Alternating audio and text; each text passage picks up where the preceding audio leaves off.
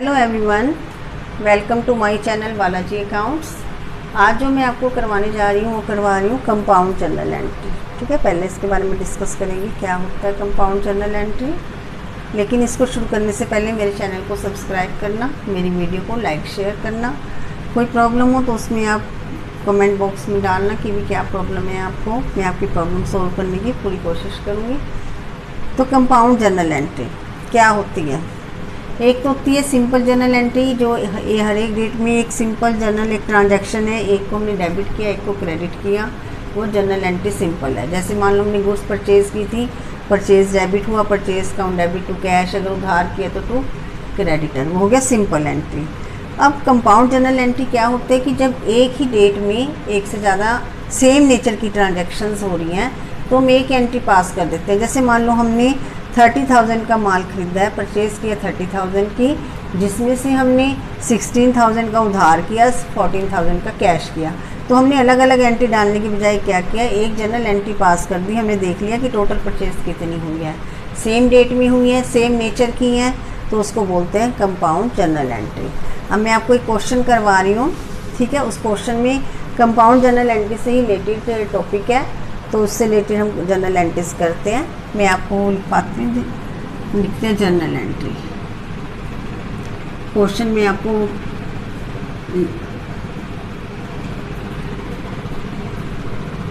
Date, particulars,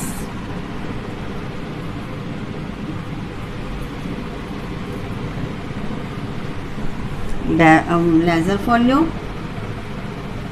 debit and credit, ये है हमारे पास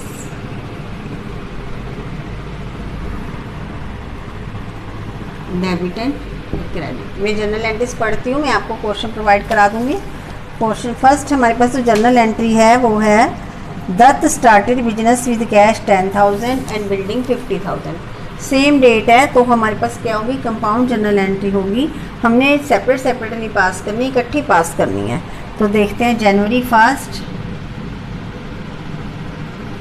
हमें क्वेश्चन दिया हुआ है, दत्त ने बिजनेस स्टार्ट किया। सिंपल एंट्री होती है cash to capital, cash account debit. अब उसने बिजनेस में कैश भी यूज़ किया है, बिल्डिंग भी यूज़ किया है। जहाँ उसने बिजनेस स्टार्ट करना है बिल्डिंग उसने अपनी लगाई है, तो building account debit to capital account. ठीक है, जितने का कैश है कैश में कैश का अमाउंट जाएगा। कैश उसने 10,000 लगाया था तो 10,000, बिल्डिंग उसने लगाई 50,000 की, 50,000, तो टोटल क्रेडिट हो गया हमारे पास 60,000। ओके, अब हम इसकी नरेशन लिखनी है अगर, तो लिख दो being business started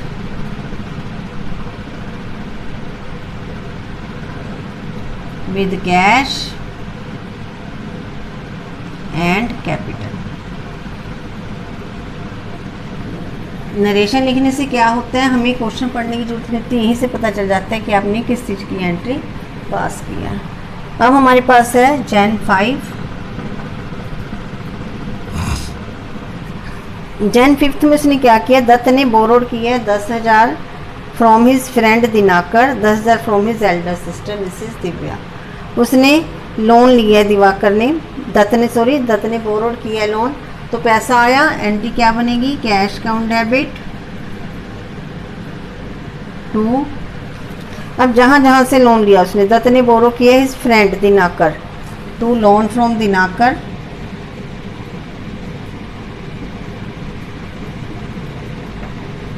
same nature है, लोन है, दोनों से लिया उसने, loan from elder sister Divya to loan from Divya.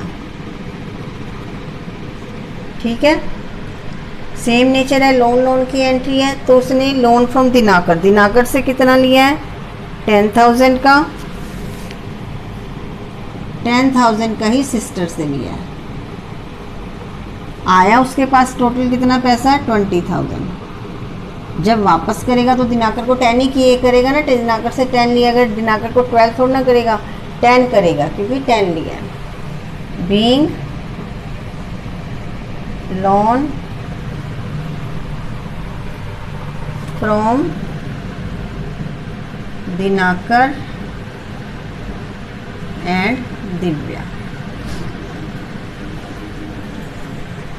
अब हमारे पास जो नेक्स्ट है वो है Jan 10 की एंट्री। Jan 10 को उसने क्या किया, दत्त ने परचेज किया furniture 6000, tools and equipment 4000। Tools भी फर्नीचर में ही आते हैं, टूल्स में जैसे पेंचकस वगैरह हो गए ये सब आ जाते हैं और मशीनों से रिलेटेड होते हैं। तो दत्त ने फर्नीचर परचेज किया है। फर्नीचर एसेट है हमारी, माल नहीं लिखेंगे इसको, फर्नीचर मानेंगे। Furniture account debit, furniture account debit 6000 का। और उसने टूल्स लिए हैं, tools and equipment account debit 4000। इसने ये जो है कैश ही खरीदा है, टू कैश अकाउंट। कितने का कैश खरीदा, 10,000 गया उसके पास से, तो 10,000 being purchase furniture and tools. ये 3 एंट्री। ये ध्यान रखना है कि उसने माल खरीदा या फर्नीचर खरीदा है। फर्नीचर खरीदा है तो फर्नीचर डेबिट होएगा, माल खरीदा होगा तो परचेज डेबिट होगा। नेक्स्ट एंट्री देखते हैं, entry number 4th। Date check करते हैं उसकी क्या है।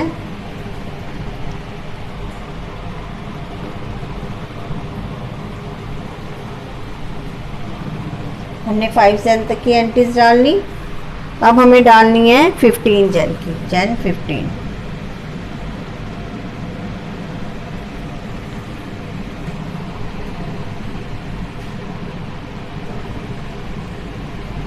Jan जो 15 की एंट्री है वो है हमारे पास statement purchase goods 20,000 in all. Total उसने 20,000 का माल खरीदा है, out of which 12,000 on credit from Devraj. माल खरीदा है, परचेज डेबिट होती है, आपको पहले बताया हुआ है हमेशा, परचेज काउंट डेबिट। पहले जो जो डाटा गिवन है उसके हिसाब से चलते हैं। परचेज काउंट डेबिट 20,000 का माल खरीदा टू देवराज। देवराज से उसने खरीदा 12,000 का, तो 8,000 कहाँ गया, कुछ नहीं बताया क्वेश्चन में, तो हम 8,000 को क्या मान लेंगे, to cash account 8,000 being goods purchase on credit plus cash. ठीक है। नेक्स्ट Jan 20th में देखो उसने क्या किया, sold goods on credit 16,000 to Deepak. Deepak को 16,000 का माल बेचा है and effected cash is 14,000। Sale हमारी क्या होती है, क्रेडिट होती है। हमारे पास पैसा आया है, हमने कैश सेल की है 14,000 की, कैश अकाउंट डेबिट 14,000। और दीपक को हमने माल बेचा है 16,000 का, दीपक अकाउंट डेबिट। हमारे पास से माल गया है, दीपक अकाउंट डेबिट 16,000। सेल हमेशा क्रेडिट होती है, आपको बताया हुआ है। परचेज डेबिट तो परचेज डेबिट, सेल क्रेडिट तो सेल क्रेडिट। 14 और 16 30,000 बीइंग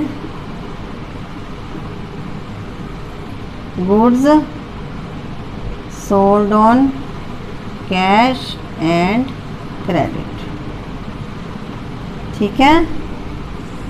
आगे होगी जनरल एंट्री समझ आपको कि हमने टोटल सेल किया 30,000 का। 30,000 कैसे कैसे बना, हमने कैश सेल की 14,000 और दीपक को बेचा 16,000 का। नेक्स्ट है हमारे पास received 15,600 from Deepak in full settlement of his account January 25। वो कहता है कि रिसीव्ड 15,600 फ्रॉम दीपक। दीपक को हमने क्या किया था, माल सेल किया था 16,000 का, इससे हमें 15,600 रुपये मिल रहे हैं। कैश है, कोई चेक नहीं है, कैश है।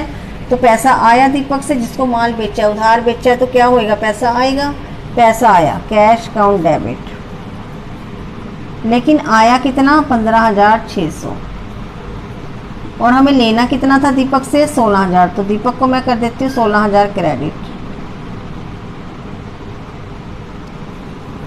अब ऐसा क्यों किया है, क्योंकि उसने लिखा full settlement of his account. Full settlement का मतलब होता है कि उसने कहा है कि मैं 15,600 दूंगा और मेरा अकाउंट क्लियर कर दो।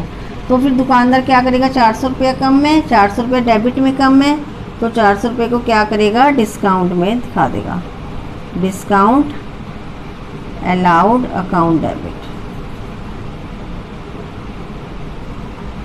ठीक है, कैश हमने दीपक यहाँ डेबिट किया, यहाँ क्रेडिट कर दिया। दीपक से लेना था 16,000, वो कहता बस अब और कुछ नहीं दूंगा, मैंने 15,600 दे दिया, तो 16,000 उसको क्रेडिट कर दिया, और कैश 15,600 आया। 400 रुपया फर्म को नुकसान हो गया, वो उसने डिस्काउंट में शो कर दिया, एक्सपेंस बना जाएगा। अगर आप यहाँ पे 15,600 ही दिखाते तो 400 रुपया और खड़ा रहता, फिर दीपक जाता अगली बार तो कहता 400 रुपये और लेनी है। तो लेकिन यहाँ पे फुल सेटलमेंट लिखा है। फुल सेटलमेंट का मतलब है कि क्लियर कर दिया हिसाब, डिस्काउंट की एंट्री डलेगी उस केस में। नरेशन लिखते हैं, अब इसकी नरेशन रहेगी लिखनी, लिखवाती हूँ मैं आपको नरेशन। उसकी जो नरेशन बनेगी वो बनेगी being cash received from Deepak and full settlement of his account।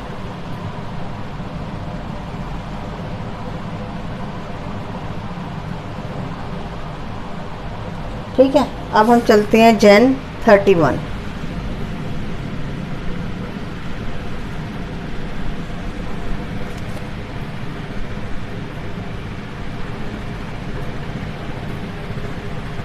क्या एंट्री है हमारे पास, paid wages 1500, salary 2000, insurance premium 500। ये सारे खर्चे हैं, खर्चे डेबिट होते हैं, तो क्या एंट्री डलेगी, वेजेस अकाउंट डेबिट, एक ही डेट में है तो इसलिए compound entry. Wages account debit 1500, salary account debit 2000,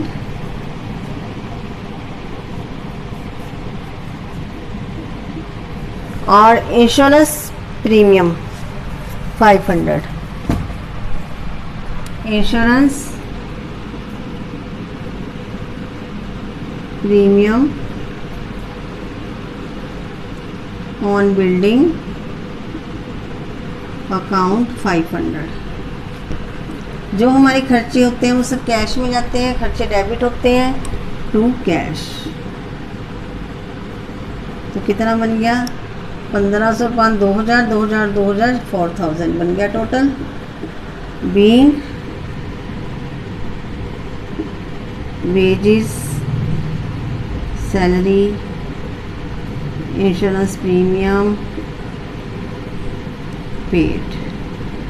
ठीक है, तो आपकी ये कंपाउंड एंट्री कंप्लीट होगी। अब आपका जनरल एंट्री से रिलेटेड टॉपिक कंप्लीट हो गया। अब नेक्स्ट वीडियो में मैं आपको लेज़र बनाने सिखाऊंगी, जो थोड़ा सा टिपिकल बच्चों को लगता है बहुत इजी वे में। ओके।